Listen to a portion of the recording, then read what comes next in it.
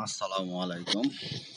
আজ আমি ঢাকা শাহবাগে পল্টনে যাওয়ার পথে দেখতে পাই যে শাহবাগে যে গোলচক্করটি ভাঙ্গা হয়েছে, ভাঙ্গার ওখানে অনেকগুলো রডগুলো আহ, ভাঙ্গারি বা বিভিন্ন লোকে কেটে কেটে নিয়ে যাচ্ছে। সেখানে দায়িত্বপ্রাপ্ত পুলিশ, সার্জেন্ট, বিভিন্ন লোক ডিউটি করছে, কিন্তু তবু কেউ কিছু বলছে না।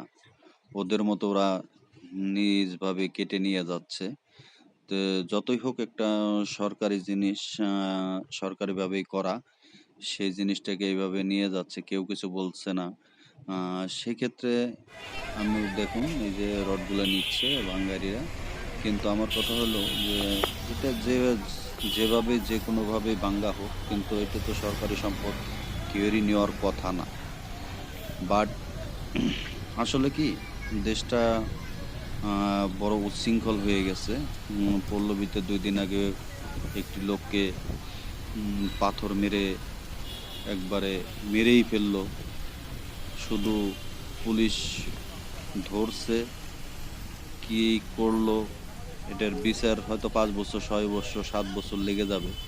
আমি জানি না, স্বচক্ষে যে জিনিসটাই হয়, সেই বিচারটাও 7 বছর লাগা দিবে। হয়তো পরবর্তীতে কোনো রাজনৈতিক দল ক্ষমতায় আসলে তাদেরকে জামিনও পেয়ে যেতে পারে। তো এইভাবে যদি দেশ চলে, তাহলে মানুষের নিরাপত্তা কোথায় আসলে বলা বলা মহা মুশকিল। তাই আমি আশা করি আপনারা যে যেখানেই আছেন সতর্কভাবে চলবেন, সঠিকভাবে চলবেন। কারণ দেশের মানুষ দিন দিন এমনভাবে উচ্ছৃঙ্খল হয়ে যাচ্ছে যে কাউকেই সামলানো সম্ভব নয়। আমি আশা করি আপনারা সবাই ভালো থাকেন, দোয়া করি নিরাপদে থাকেন। তবে সকলকেই বলবো, যত ঝগড়া ফ্যাসাদ, বিভিন্ন অপকর্ম থেকে দূরে থাকবেন। নিজের নিজের ব্যক্তিত্বটা নিজে বজায় রাখবেন। আশা করি আমার কথাটুকু বুঝতে পারছেন।